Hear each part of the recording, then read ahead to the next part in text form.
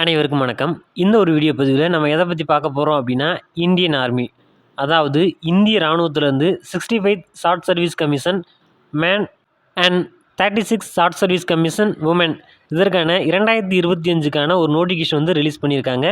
இதற்கு யார் எலிஜிபிள் அப்படின்னா, Indian citizen, அன்மேடு male and அன்மேடு female candidate பார்த்தீங்க அப்படின்னா இதுக்கு எலிஜிபிள்.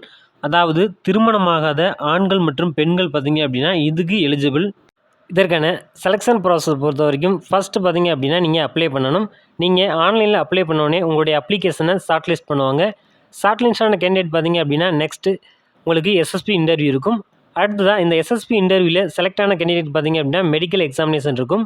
லாஸ்ட்டாக பார்த்தீங்க அப்படின்னா உங்களுக்கான ஃபைனல் மெரிட் இருக்கும். இதான் இதற்கான செலெக்ஷன் ப்ராசஸ்.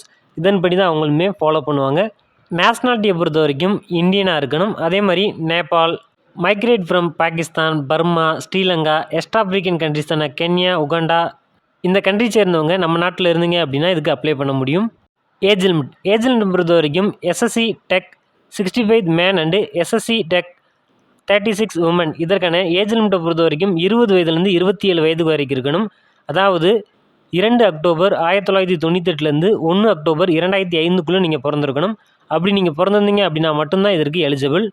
நெக்ஸ்ட் பார்த்தீங்க அப்படின்னா எஜுகேஷனை குவாலிஃபிகேஷனை பொறுத்த வரைக்கும் நீங்கள் இன்ஜினியரிங் டிகிரி வந்து நீங்கள் கம்ப்ளீட் பண்ணியிருக்கணும். இல்லை அப்படின்னா இன்ஜினியரிங் டிகிரியில் நீங்கள் ஃபைனல் இயர் படிச்சுக்கிறீங்க அப்படின்னாலும் இதுக்கு எலிஜிபிள் தான்.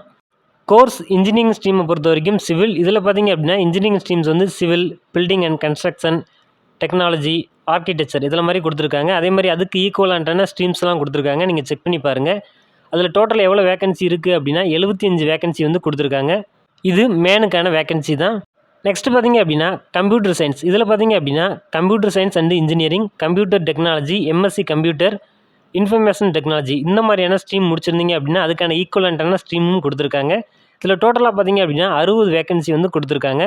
அடுத்ததாக எலக்ட்ரிக்கல். இதில் பார்த்தீங்க அப்படின்னா இன்ஜினியரிங் ஸ்ட்ரீமை பொறுத்த வரைக்கும் எலக்ட்ரிக்கல் அண்ட் எலக்ட்ரானிக்ஸ் அண்ட் இன்ஸ்ட்ருமென்ஷன் இந்த மாதிரியான கொடுத்துருக்காங்க. அதுக்கு ஈக்குவலான ஸ்ட்ரீமுமே கொடுத்துருக்காங்க. இதுலேருந்து பார்த்தீங்க அப்படின்னா எவ்வளோ வேகன்சி இருக்குது அப்படின்னா 33 வேகன்சி வந்து கொடுத்துருக்காங்க. அடுத்த போஸ்ட் பார்த்தீங்க அப்படின்னா எலக்ட்ரானிக்ஸ். இதில் பார்த்தீங்க அப்படின்னா electronics and telecom, electronics and communication, fibre optics, telecommunication, micro electronics and microwave, opto electronics, satellite communication இந்த மாதிரியான ஸ்ட்ரீம்லாம் கொடுத்துருக்காங்க. அதுக்கு ஈக்குவலான ஸ்ட்ரீமே கொடுத்துருக்காங்க. செக் பண்ணி பார்த்துக்கோங்க. இதுலேருந்து டோட்டலாக பார்த்தீங்க அப்படின்னா 64 வேகன்சி வந்து கொடுத்துருக்காங்க.